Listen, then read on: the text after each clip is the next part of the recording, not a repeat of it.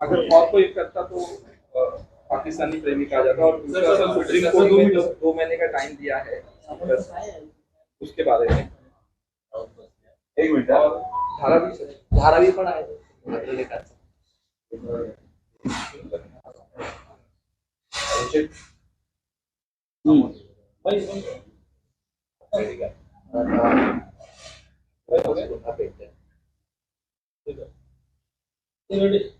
जिस तरह से supreme court ने कल स्पीकर को कहा, राहुल नार्वेकर को 2 महीने का स्पीकर को कहा नहीं है, स्पीकर को निर्देश दिया है और स्पीकर को कहा है कि आपने या बच्चों का खेल समझा है क्या? सर्वोच्च न्यायालय सुप्रीम कोर्ट को आप क्या समझ रहे हो? कितना टाइम आप लेना चाहते हो? ये बच्चों का खेल नहीं है और आपको एक टाइम फ्रेम बनाना पड़ेगा, नहीं तो हम आपको टाइम फ्रेम बना के देंगे। ये सुप्रीम कोर्ट ने कहा है। महाराष्ट्र की एक परंपरा है, महाराष्ट्र असेंबली हो या विधिमंडल हो, एक परंपरा है न्यायिक, सत्य की और संविधान की रक्षा की। ऐसे ऐसे लोग उस चेयर पर बैठे हैं जिसने हमेशा संविधान का सम्मान किया है, लेकिन जब से ये सरकार आई है, ये कॉन्ट्रैक्ट लेबर जैसी कॉन्ट्रैक्ट सरकार, तब से विधानसभा का स्पीकर हो, मुख्यमंत्री हो, मंत्री हो, ना कानून को मानते हैं, ना संविधान को मानते हैं, ना सर्वोच्च न्यायालय को मानते हैं। इसलिए कल चीफ जस्टिस ऑफ इंडिया ने महाराष्ट्र विधानसभा के स्पीकर को ये साफ शब्दों में कहा है कि आप हमें हल्के में मत लीजिए, हम भी आपको आदेश दे सकते हैं। 1 साल तक आप एक असंवैधानिक सरकार को महाराष्ट्र में बिठा के रखा है। वो निर्णय ले रहे हैं, वो करप्शन कर रहे हैं। महाराष्ट्र की लॉ एंड ऑर्डर की स्थिति बहुत ही गंभीर है। हाँ, और सरकार को आपने प्रोटेक्ट करके रखा। इस देश में क्या चल रहा है? विधानसभा स्पीकर जिसे न्यायालय ने कहा है ये इलेक्शन ट्राइब्यूनल है, उनकी जिम्मेदारी बनती है सबके बात सुनकर निर्णय लीजिए। कितना टाइम लगता है निर्णय लेने? हाँ, 1 साल हो गया, आपके पास टाइम नहीं है। आप हमें कानून सिखाते हो, हमें भी कानून और संविधान मालूम है। आपको जाना पड़ेगा और स्पीकर को भी जाना पड़ेगा। आप देख लीजिए, वेळ काढूपणा करत आहे। मग मी काय म्हणतो, पोरखेळ म्हटलंय, पोरखेळ। महाराष्ट्राच्या विधिमंडळाला, विधानसभेच्या असे कान कोणत्याही न्यायालयाने उपटले नव्हते। महाराष्ट्राच्या विधिमंडळाला एक फार मोठी परंपरा आहे, मग विधानसभा असेल, विधान परिषद असेल, फार मोठी परंपरा आहे। अनेक महान लोक या खुर्चीवर बसले आणि त्यांनी संविधानाचं रक्षण केलं, कायद्याचं रक्षण केलं। पण आज दुर्दैवाने गेल्या 1 वर्षापासून एक बेकायदेशीर सरकार, घटनाबाह्य सरकार या महाराष्ट्रात बसवलं गेलंय आणि त्या घटनाबाह्य सरकारचं संरक्षण करण्याचं काम हे विधानसभेचे स्पीकर करत आहे। एखाद्या खुन्याला संरक्षण द्यावं, आश्रय द्यावा आणि त्या खुन्याला आणखीन खून करण्याचं उत्तेजन द्यावं, अशा प्रकारचं काम हे विधानसभेच्या अध्यक्ष, त्याला इलेक्शन ट्रायब्युनल आपण म्हणतोय सर्वोच्च न्यायालयाच्या भाषेत, ते इलेक्शन ट्रायब्युनलने केलेलं आहे। त्यांना कायदा कळत नाही का? पोरखेळ हा शब्द वापरला सर्वोच्च न्यायालय। पोरखेळ महाराष्ट्र विधानसभेच्या आणि या महाराष्ट्राच्या बाबतीत इतिहासामध्ये अशा प्रकारची भूमिका कधी सुप्रीम कोर्टाने घेतली नव्हती, या देशात घेतली नव्हती। पण या महाराष्ट्राची प्रतिष्ठा धुळीस मिळवण्याचं काम विधानसभेचे सध्याचे अध्यक्ष, राज्याचे मुख्यमंत्री, सरकार सगळे मिळून करतात।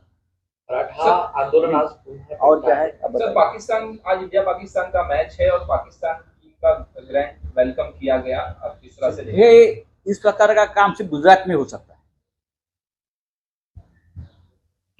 प्रधानमंत्री नवाज शरीफ के जाकर उनके बर्थडे का केक काट सकते हैं, या पाकिस्तान की टीम आकर गुजरात में उनका इतना भव्य स्वागत हो सकता है।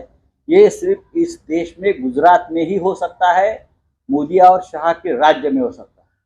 अगर किसी और राज्य में होता तो ये बीजेपी की जो टोली है ना, वो नंगा नाच करती, हमको हिंदुत्व सिखाती, हमको राष्ट्रभक्ति के पाठशाला में बिठाती।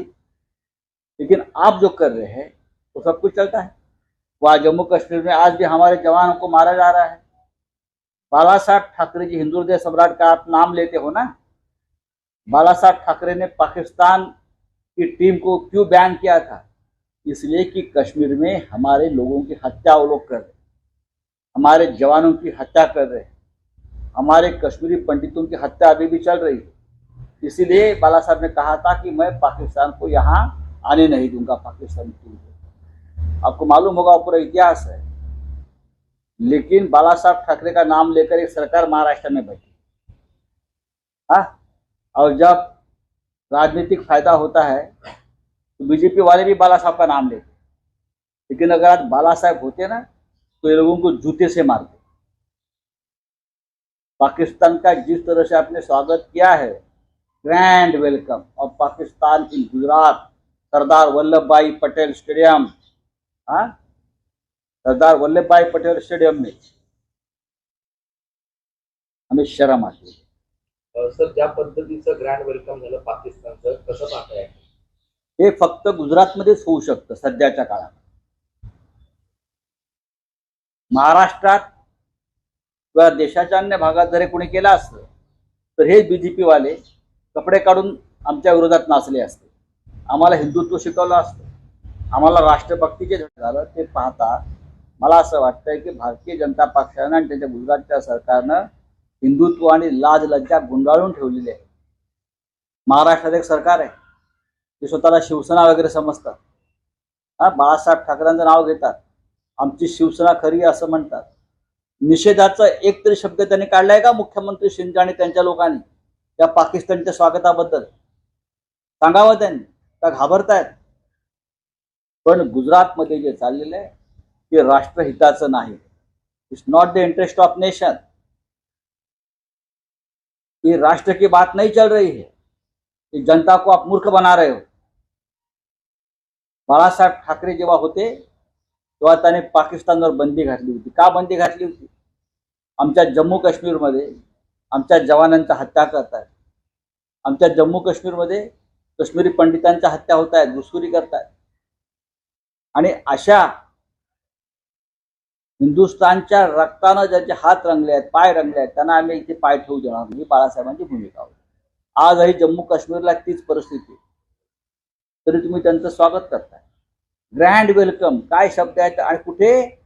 तर सरदार वल्लभभाई पटेल स्टेडियम, त्याचं नाव बदललं नरेंद्र मोदी स्टेडियम। नरेंद्र मोदी स्टेडियम वरती पाकिस्तानचं स्वागत होत आहे। बोला ना, हिम्मत असेल तर आता एकनाथ शिंदे, हा, आपण तुमच्या शिवसेनेचे प्रमुख आहात ना, बोला। इतर सगळे त्यांचे जे आहेत लोक, डावे उजवे नेते, हिम्मत आहे का बोलायची? आम्ही धिक्कार करतो, निषेध करतो। आज मुंबईला आहे सर, प्रधानमंत्री आज मुंबई में है, क्या कहना? मैं क्या कहूँ, प्रधानमंत्री है, आते हैं चले जाते हैं, आने दो, जाएंगे। प्रधानमंत्री पूरे मणिपुर में भी जाने चाहिए, मुंबई में क्या है? मैं तो कहूंगा मुंबई में आए हो वहां से मणिपुर चले जाइए, लद्दाख में जाइए जहां चीन घुस गया है पूरा, जाइए, चले जाइए। पंतप्रधान आज मुंबईमध्ये आहेत। प्रधानमंत्री मुंबईत येत आहेत, देशाच्या राजधानीत येत आहेत, काहीतरी काम काढलं असेल त्यांनी, मला माहित नाही काय काम काढलंय ते। अलीकडे त्यांच्या मुंबईत फेऱ्या वाढलेल्या आहेत, पण आम्ही म्हणतो प्रधानमंत्री मणिपूरला जा। आजही 4 लोकांची हत्या झाली आहे मणिपूरला। प्रधानमंत्री लडाखला जा, चीन किती घुसल्या आतमध्ये तेही पहा। मुंबई काय? मुंबई तर आम्ही आहोत नाही ते मुंबईचं रक्षण करायला। धारावी का है, धारावी को लेके सर, धारावी को लेके क्या है? मराठा धारावी का बोलिए। धारावी को लेके सर आपने लिखा है कि जिस तरह से अडानी को प्रोजेक्ट दिया गया धारावी, मैच फिक्सिंग है। धारावी ये सिर्फ एक जमीन का टुकड़ा नहीं है। 1000 एकड़ की जमीन एक बिल्डर को देने के लिए केंद्र की और राज्य की सरकार जिस तरह से भागदौड़ कर रही है, ये मैच फिक्सिंग। धारावी के लोगों को घर मिलना चाहिए, लेकिन धारावी में सिर्फ झोपड़ी नहीं है। धारावी में आपने देखा होगा बहुत बड़े मात्रा में छोटे छोटे उद्योग है। हाँ, लेदर इंडस्ट्री है वहाँ, वहाँ जो कुम्हार है, जो मिट्टी के बर्तन बनाते हैं उनके उद्योग है, वहाँ कपड़ों के उद्योग है, गारमेंट्स उद्योग है, वहाँ और भी छोटे छोटे लघु उद्योग है। हमारा ये कहना है उद्धव ठाकरे साहब का, घर के साथ ये उनके उद्योग भी वहाँ रहने चाहिए। उनके लिए अलग से एक इंडस्ट्रियल स्टेट बनानी चाहिए। हर उद्योग के अलग अलग, जैसे कपड़े का उद्योग का एक अलग से बनाइए, फिर कुम्हारों के उद्योग के लिए अलग से बनाइए, लेदर के लिए अलग से बनाइए। और जो हमारा अंतर्राष्ट्रीय आर्थिक केंद्र है जो गुजरात में चुरा कर लेके गए हैं, तो अब धारावी में 1000 एकड़ में जो बनने जा रहा है उसमें इस प्रकार से एक इंटरनेशनल फिनांस सेंटर बनाइए, व्यापार केंद्र बनाइए, लोगों को घर के साथ आप एक उद्योग क्षेत्र भी बनाइए, ये हमारी मांग है। और इसलिए धारावी के हजारों लोग, ऑल पार्टी मेंबर्स जो कल मोर्चा में आए थे, हमने उनको समर्थन दिया और हमारे हजारों लोग उसमें शामिल थे। धारावी वाचवाचं तुम्हाला काय वाटतं? तुम्ही आज आग्रलेखामध्ये कसं लिहिलेलं आहे? अदानी नगर होईल की काय? नक्कीच होईल। अडाणींचं मुख्यालय गुजरातमध्ये हे आपल्याला माहीत असेल, आणि आता सबकुच अडाणी चाललेलं आहे हे आपल्याला माहीत आहे। धारावीच्या विकासाला आमचा विरोध नाही, पुनर्विकासाला आमचा विरोध नाहीये। धारावीतील झोपडपट्टीतल्या लोकांना घर मिळायलाच पाहिजे। त्याचबरोबर धारावीमध्ये फक्त झोपड्या नाही आहेत, तर त्या प्रत्येक झोपडीमध्ये एक लहानसा उद्योग आहे। गारमेंट असेल, कपड्याचा असेल, कुंभारांचं तिथे एक वेगवेगळं आहे। कुंभारकाम करणारे लोक मोठ्या प्रमाणात आहेत। त्यानंतर चर्मकार समाजाचा म्हणजे लेदर उद्योग तिकडे मोठ्या प्रमाणात आहे। त्या सगळ्या उद्योगांना तिथे स्थान मिळाला पाहिजे, त्यासाठी स्वतंत्र व्यवस्था व्हायला पाहिजे।